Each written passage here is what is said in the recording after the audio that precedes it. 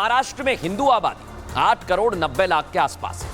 हिंदू एकजुट अगर हो गए तो फिर बीजेपी की जीत निश्चित है। इसलिए महाराष्ट्र में योगी की डिमांड हो रही है, योगी के बयान की चर्चा हो रही है। और यही बड़ी बात है कि महाराष्ट्र की सियासी फिजा में अब बटेंगे तो कटेंगे वाला नारा गूंज रहा है। देखिए रिपोर्ट।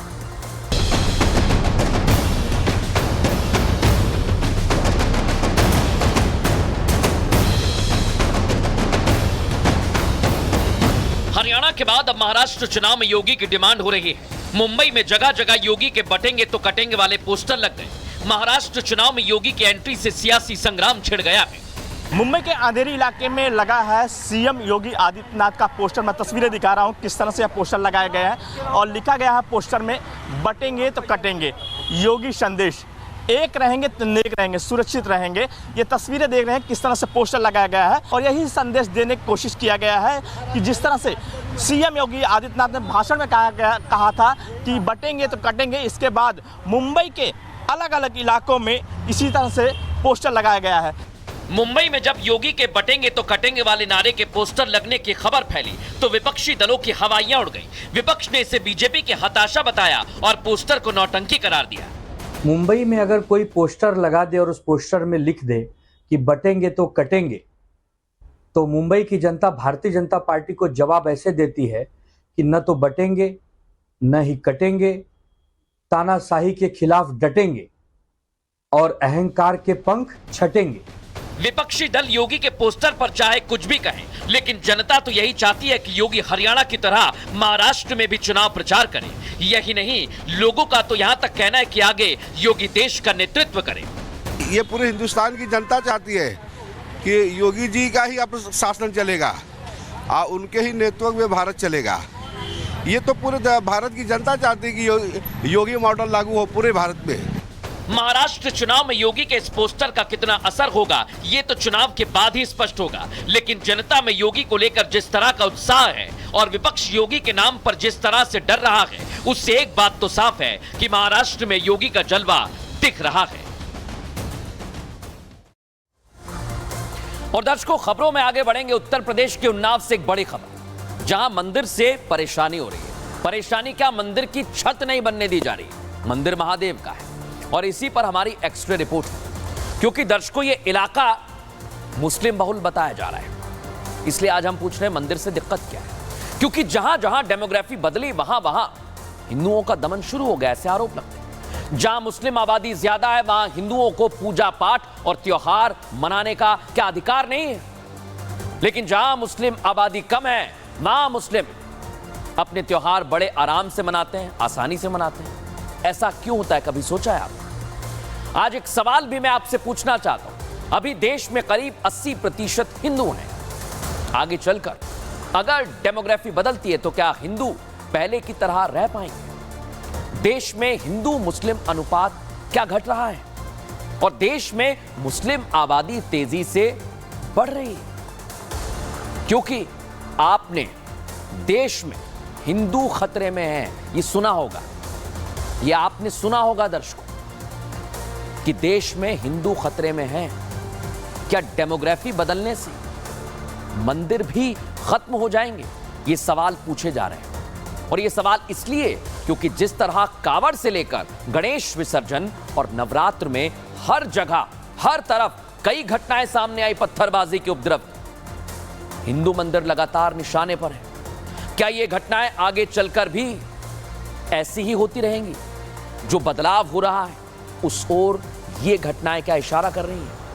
इसको लेकर एक रिपोर्ट भी है दर्शकों, और रिपोर्ट आपके सामने आज मैं रख रहा हूं क्योंकि बात डेमोग्राफी की हो रही है। लोकसभा चुनाव में आज मैं आपको रिपोर्ट बताता हूं किस तरह से। रिपोर्ट लाइए जरा सामने। लोकसभा चुनाव में ईएसी और पीएम की रिपोर्ट आई है।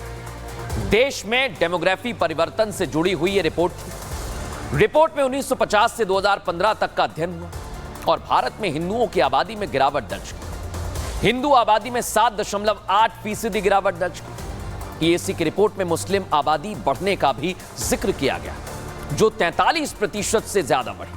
और इस रिपोर्ट के बाद देश में एक बहस भी छिड़ गई लेकिन ये चीजें मैंने आपको क्यों बताई समझिए, क्योंकि उत्तर प्रदेश के उन्नाव जिले के एक गांव से एक तस्वीर सामने आई। गांव का नाम है रानीपुर। यहां 90% मुस्लिम आबादी है। और इसका असर क्या होता है, गांव के रहने वाले लोग जो 10% हिंदू हैं, वो पुराने शिव मंदिर को, यही है वो मंदिर जिसे बनाना चाहते हैं, जीर्णोद्धार करना चाहते हैं, लेकिन नहीं करने दिया जा रहा। मुस्लिम समुदाय के लोग आरोप है कि हिंदुओं को शिव मंदिर नहीं बनाने दे रहे हैं, और हिंदू अपनी जमीन पर कुछ भी करे तो दिक्कत क्या है। और सबसे बड़ी बात यह कि इस मामले में हिंदू पक्ष ने केस भी दर्ज कराया है। उसी से जुड़ी हुई हमारी रिपोर्ट देखिए।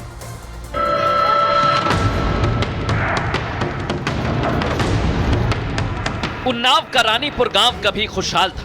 गांव के मंदिर में पूजा पाठ के साथ शंख और घंटे की ध्वनि गूंजती थी। लेकिन जब से इस गांव की डेमोग्राफी बदली है, मुसलमानों की आबादी 90% के पार पहुंची है, तब से यहां हिंदुओं की शामत सी आ गई।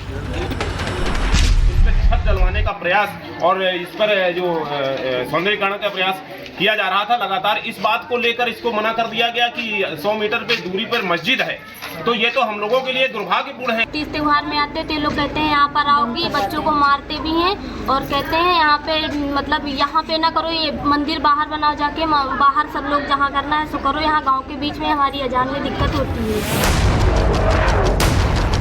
अब रानीपुर गांव में हिंदू ना तो ठीक से पूजा कर पाते हैं, ना ही पर्व त्योहार धूमधाम से मना पाते हैं। हालत ये हो गई कि हिंदू समाज के लोग अपने ही पुराने शिव मंदिर का जीर्णोद्धार तक नहीं कर पा रहे।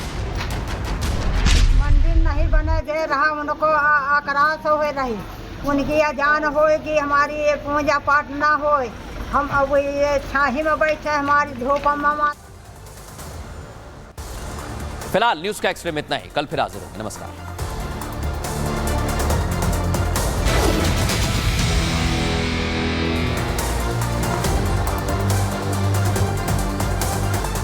विवाद देखा होगा, संजौली मस्जिद जिसका 3 मंजिला अब गिराया जाएगा। सन 2010 से जो लड़ाई कोर्ट में चली आ रही थी, जिस मामले में 46 बार सुनवाई हो चुकी, 14 साल से पूरा मामला कोर्ट में चल रहा था, आखिरकार मस्जिद कमेटी के अध्यक्ष ने वक्फ बोर्ड की सहमति के बाद इसको गिराने का फैसला किया है। देखिए 3 मंजिला किस तरह से इसकी प्रक्रिया की शुरुआत हुई। सबसे पहले ऊपर का जो टीन शेड है उसे हटाया जा रहा है, फिर धीरे धीरे एक एक करके और 2 मंजिला जो नीचे के हैं उनको भी गिराया जाएगा। हालांकि इसको गिराने में कठिनाइयां तमाम आएंगी, क्योंकि देखिए पूरा रिहायशी इलाका है, आसपास कई सारे मकान हैं। अगर हम बताएं तो इस हमारे बाएं हाथ की तरफ यहां पर आने जाने वाली सड़कें हैं, वहां पर लगातार दिन भर आवागमन रहता है, इसीलिए कहा जा रहा है कि इसमें कठिनाइयों का जो सामना करना पड़ेगा उसमें वक्त लगेगा। लेकिन इसके जो खर्चे की